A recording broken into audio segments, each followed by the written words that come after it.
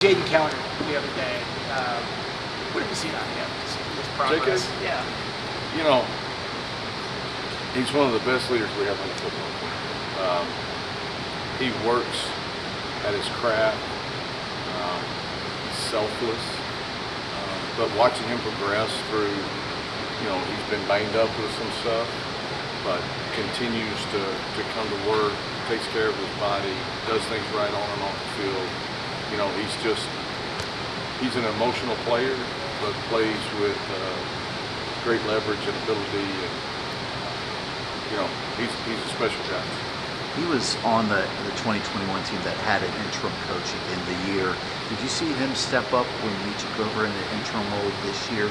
Because he had been through that and probably learned from some older guys how to handle it. Yeah, he obviously stepped up for us.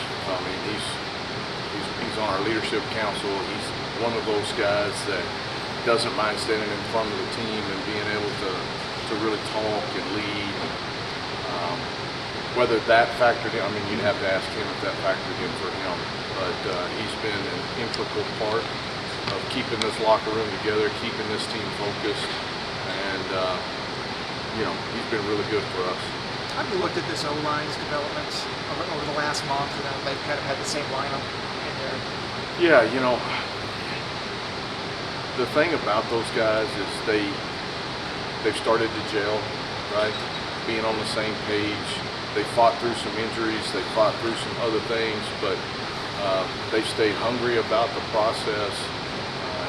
And you're seeing some really good growth out of those couple of young guys that are in there.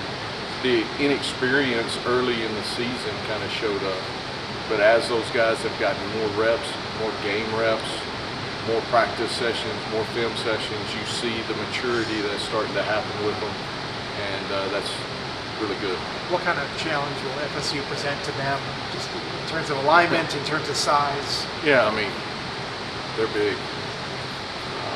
They can move. They got great length. They're explosive. They're going to give you a lot of different fronts. They're exotic in some of their blitz parts of it. A lot of twist game to it. So, those guys have got to do a great job of communicating. They got to do a great job of hand placement, being able to sit down on some stuff in the pass protection side of it, and then on the run side of it. Just because of what they do with their linebackers and their fronts, we got to do a great job of getting things targeted, and then being on the same page as we're coming off of football and being able to work movement, work edges, and be able to get those guys in a position that allow our backs to do what they do. Has Altuner gone up against a nose guard quite this big on the interior? And honestly, what do you have to do when you're outsized like that? That dude's a giant. He has not gone against somebody of that size. We got to do a great job of helping in some areas with that, but also, allowing Kyle to. There's going to be times where he's got to man up and just take. There's other times where we can play on edges and give him some support and some help. And so that he's a big nose now. There's not many like that in the country. I know we got the injury report coming out tomorrow. Is Montavious any closer? Did the off week help him get any closer? Coach, Florida State's top 25 in the country in rush defense. As a play caller, how do you balance, as a run-first kind of team, how do you balance establishing the run but also keeping them honest and keeping a balance? Yeah, I mean, we got to find some balance in it, right? And we've got to be a little bit more creative in some of the ways we're trying to run the football. Make them play some gap sound stuff, and I think that will help us. Our line's fairly athletic, I think, right? And allow them to play to those strengths, allow our backs to play to those strengths, and then obviously when we have opportunities to spread them out and do some different things, try to make gaps a little bit further instead of everything being right there in front of them. Make them have to play some gap sound looks and try to find our advantage, but also we got to find some more balance between the run and the pass.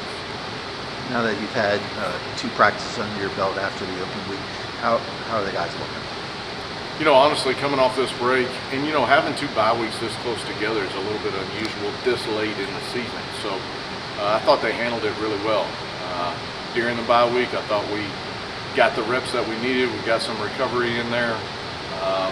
But I think just coming off this break, these 2 practices, we've had 2 good practices, and we got to stack those together and lead us into what we got to go do with a great test on the road right now in front of a, crazy crowd and all of that part of it. Our guys being locked in and controlling the things that we can control and making sure that we are focused on us and what we've got to do to go find a win.